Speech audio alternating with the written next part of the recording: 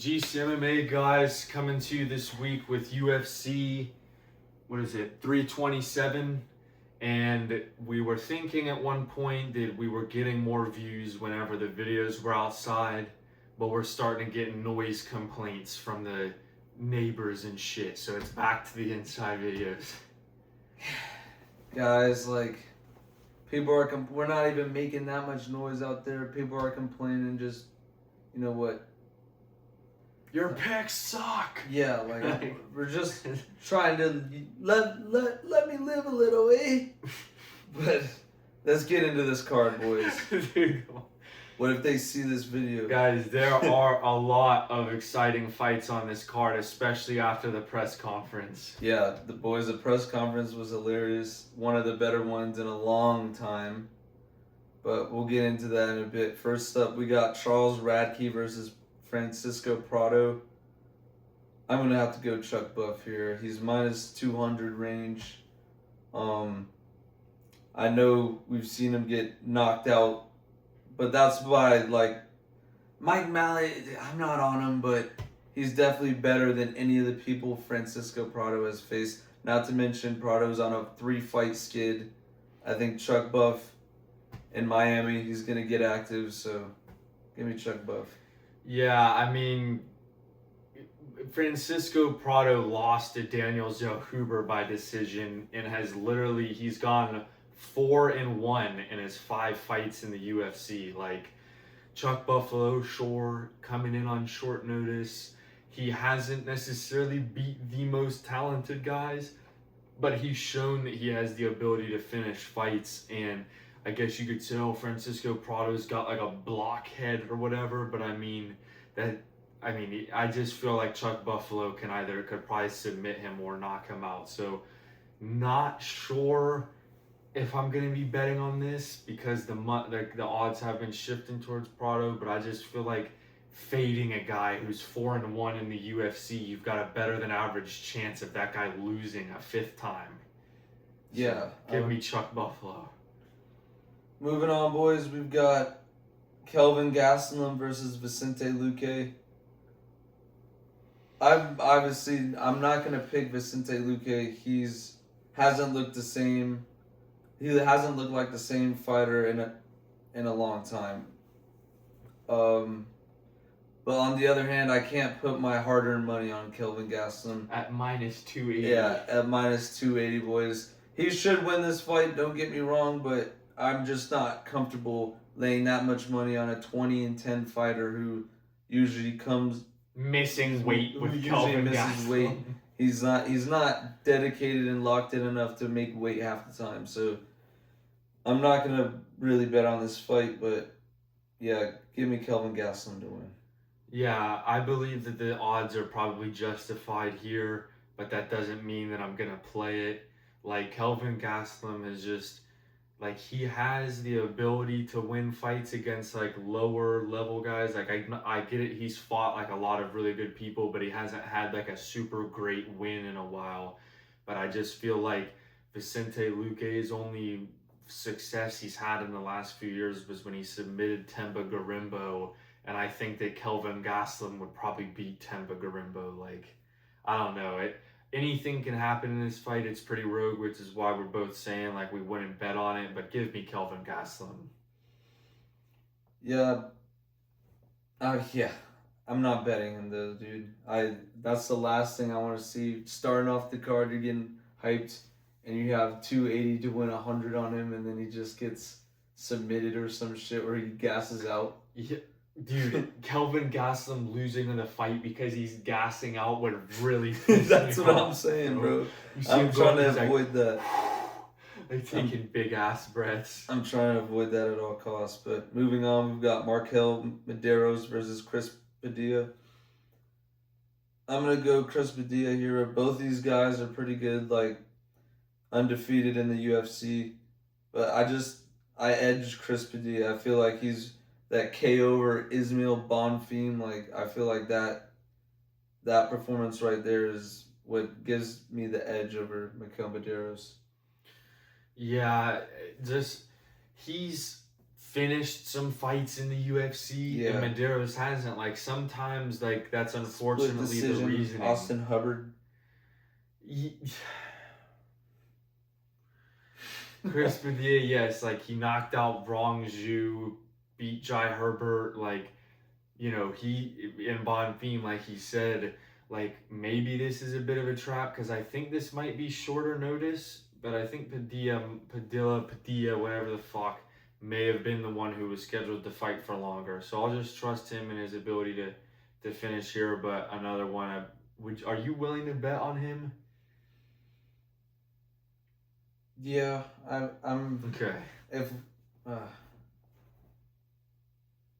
it's pretty early on too, I would be willing to bet on him, but we need to watch what the odds are moving like at the time of the fight. Yeah. But moving on, we have Mateos Gamrot versus Esteban Ribovic. Now, this is somebody I'm willing to bet. I feel like Gamrot should honestly be a bigger favorite. He's minus 160. He's been dropping, it feels like.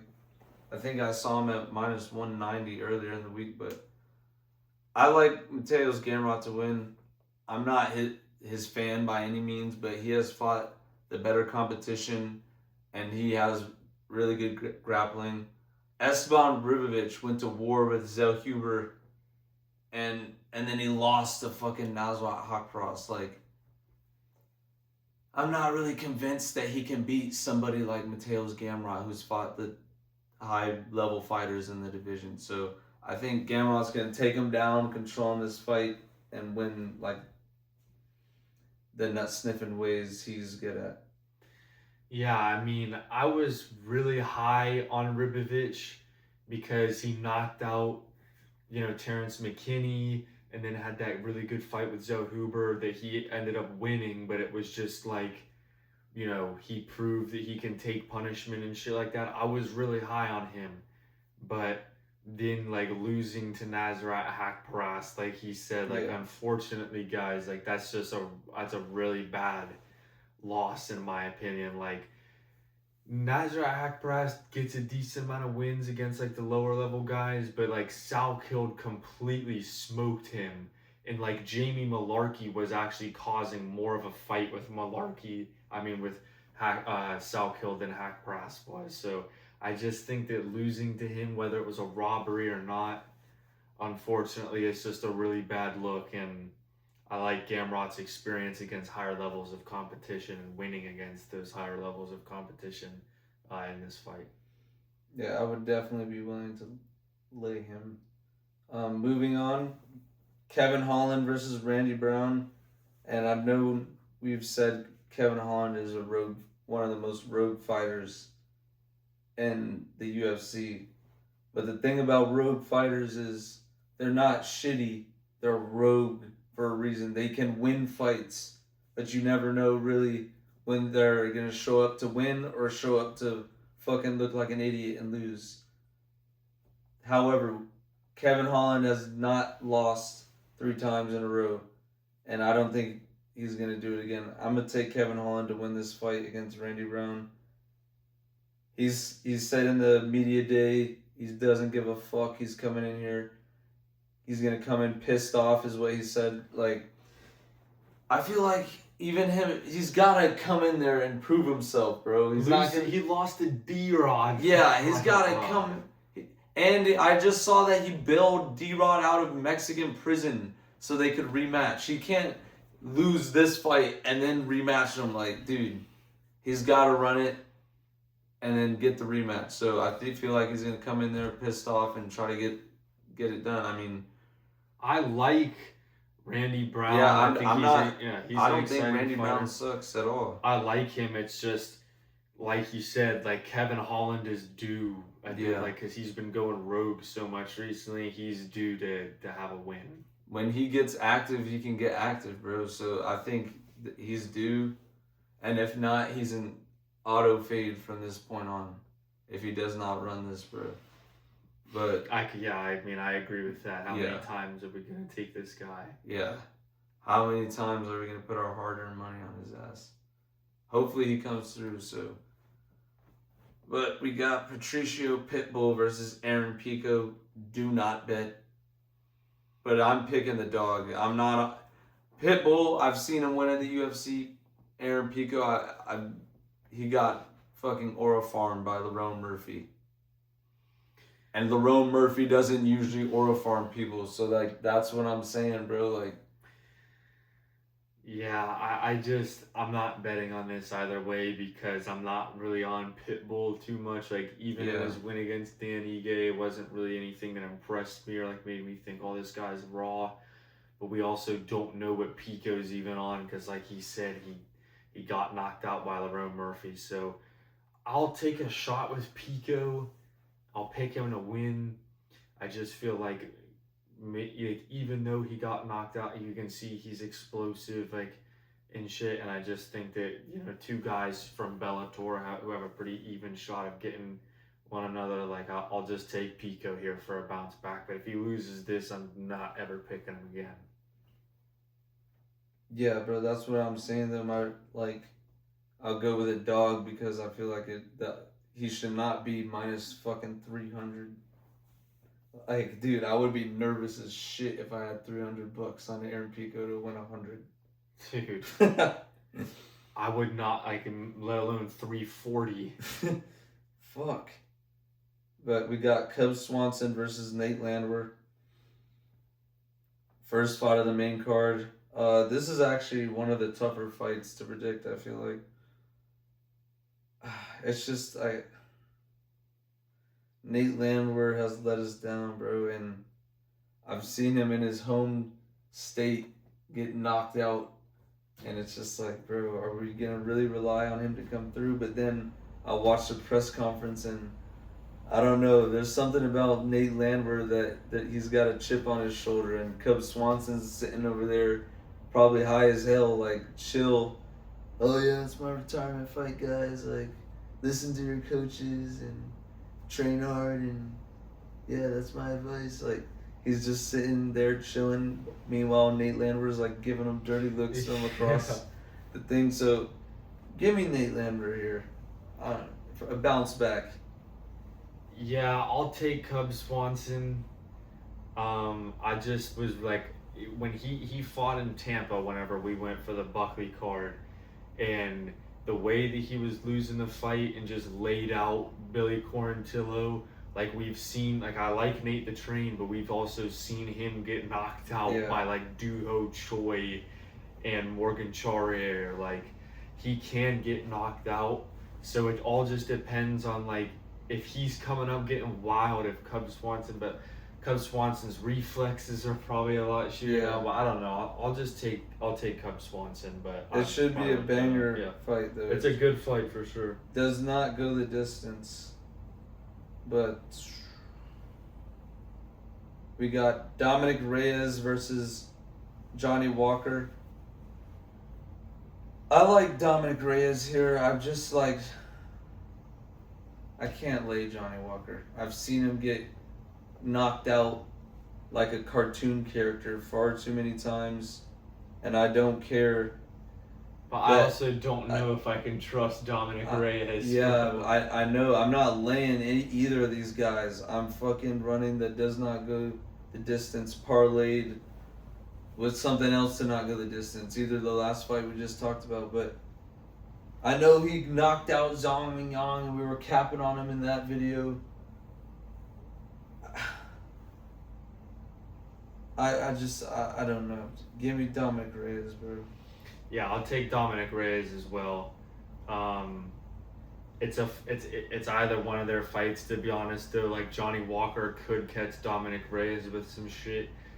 Like he went on that streak where he wasn't like knocking out anybody crazy, but I feel like him not getting knocked out by Dustin Jacoby was pretty impressive. Yeah. And then, like, because he got clipped by Ulberg, who's, like, known to knock people out, like, I don't feel like, oh, that's, like, a career-ending loss. Like, Johnny Walker can knock him out, but I just think that Dominic Reyes is probably, like, the more skilled, like, all-around fighter. And so I'll pick him to win this, and if he loses it, so be it. Yeah, moving on, boys. We got Curtis Blades versus Josh Hockett. Now, we decided to record this after we watched the press conference, and I'm glad we did because if Josh Hockett loses this fight, he is going to be made to look like one of the biggest idiots that has ever been in the UFC in a long time. I've got a King Kong schlong for selling the dong. Like, he's making all these fucking rhyme schemes and shit, wearing the black robe like he's the Emperor from Star Wars. And Curtis Blades is like looking pissed off and I don't know. Fed dude. up and shit. Yeah, he's looking fed up. Give me Josh Hockett to win the fight. I know he's fairly green. Like, he's talking a lot of shit for beating Denzel Freeman in his last fight, but at the same time, I think the heavyweight division is... Van Krudiev made it. Yeah, the heavyweight division isn't really a deep division. Like, random ass people... Tai Tuivasa is in the top 15. I don't think the rankings mean as much, and that applies to the higher level fighters too. Like, I don't feel like Josh Hockett is that far away in skill level to Curtis Blades, and I think he poses a wrestling threat. Curtis Blades is known for wrestling too, but I feel like Josh Hockett, he's got a lot riding on this performance. He better go win, bro. Yeah, he has to win basically. So I'm gonna go Josh Hockett at plus 120. Take a shot on him. I'll take Josh Hockett too. Like, I do think Curtis Blades might even be the better, like, more skilled fighter and has a lot more experience. Yeah. But the motivating factors that lie behind Josh Hockett, whatever the hell, I don't think that he can allow him. Like, if he's going out, he's going out, bro. There is the Incredible Hawk. Yeah, that guy is going out. I mean, it should be a banger of fight. I mean, dude, honestly, you could parlay almost all of these to not go the distance. Besides, on the main card, I feel like the only thing that goes the distance is this fight. Like this has the highest probability. Like, I agree. The co-main. So, I don't know, boys, but there should be a lot of finishes on the main card, that's for sure. Moving on to the co-main. We've got Azamat Murzakanov versus Paulo Costa. Another thing that was going on in the press conference. I think Murzakanov got into Paulo Costa's head. He was acting crazy at the press conference. And he was like getting on Murzakanov non-stop throughout he's going, fuck you! You don't find the Brazil, no! Like, you speak English, you don't know English. And he's getting pissed and standing up. He didn't do anything in the middleweight division. He hasn't knocked anybody out in a long, long time. Since Reebok, I think, bro. Like Uriah Hall or something. Reebok, yeah. I think it was damn near Reebok, dude. But 100% was, bro.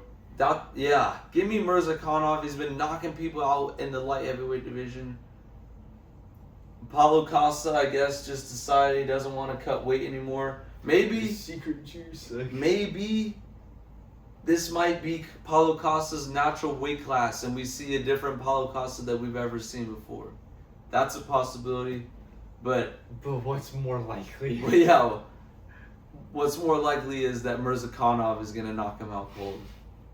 But it could go the distance. Paulo Costa's pretty tough, dude. I'm not gonna lie. Yeah, he is.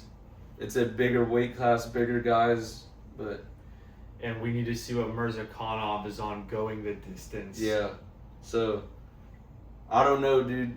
I feel like this is the one I wouldn't lay to not go the distance, but what's definitely not going the distance is the main event. Yeah, guys, Yuri Procházka and Carlos Ulberg. This one's really tough, like, not because of who we're a fan of or who we think is going to win, but it's just like I've got the bad feeling that, like, everybody and their brother We're working against Vegas has been glazing Yuri. Like, Instagram meme accounts, just the media in general, everybody. I have not seen a single person or thing that's like promoting Carlos Ulberg one bit.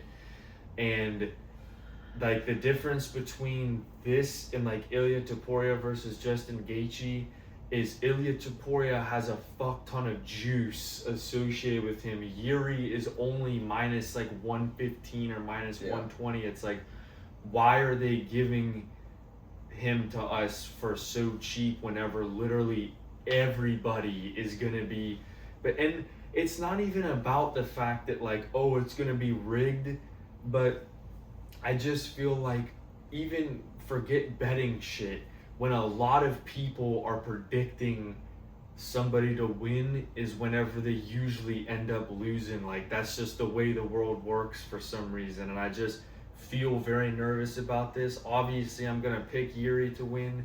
I want him to win. He's been my favorite fighter in that division. I faded Alex Pereira with him multiple times and lost both times.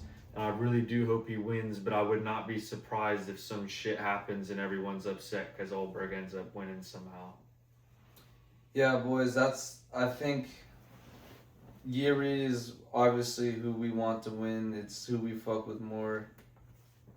I think he absolutely can win the fight. Like, I feel like his style is very hard to counter, and I feel like the only way to counter his style is if there's somebody like Alex Pereira. There's a reason that's been the only guy he's lost to. Alex Pereira's big, tall. The way he kicks legs is different than anybody else. He can fucking hit you hard as fuck from like different angles and shit. But I think Carlos Ulberg, he's a good striker. He's a good technical striker, and that's gonna get disrupted by Yuri's wild style. But he definitely has power. Like, if he touches Yuri clean on the chin, there's a chance he goes out. But we saw what Yuri endured against fucking Khalil Roundtree. They went to war, and he came through the storm and ended up getting the finish. So. And if you go back and watch the Rakic fight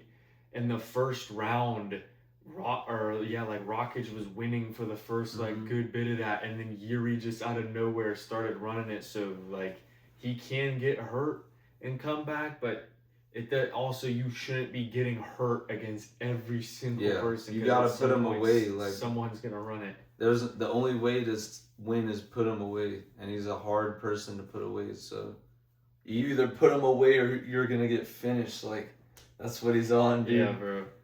Like, as the fight goes on, he starts running shit. Yeah, that's why he's a fan favorite, bro. Because he's literally, you either knock him out or you're getting knocked out. Like, there's literally, we haven't seen anything else from this guy. So that's why I'm saying the bet does not go the distance, but probably not going to lay Yuri as much as I want to.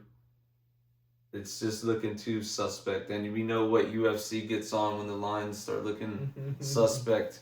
It gets fucked, boys. So, going to lay off, but yeah, I'm excited for this card. Yeah, me too. Like we said, this was one of the best press conferences. This is one of the most stacked cards. It really sucks that Josh Van and Tatsuro Taira got taken off. This card would have been even that much better, because if like Josh Hockett started getting on Josh Van or some shit, and then Josh Van like started saying some shit back to him, like, Josh Van is getting on Josh Hockett. Who's this guy meant to talk about? Yeah, that would be pretty funny. Got him an L To sign the contract and running. I fuck with him, bro. Yeah, but anyways, boys, drop your picks in the comments. We appreciate you watching the video. We'll see you on the next one. Dude, I'm back on Josh Van, bro.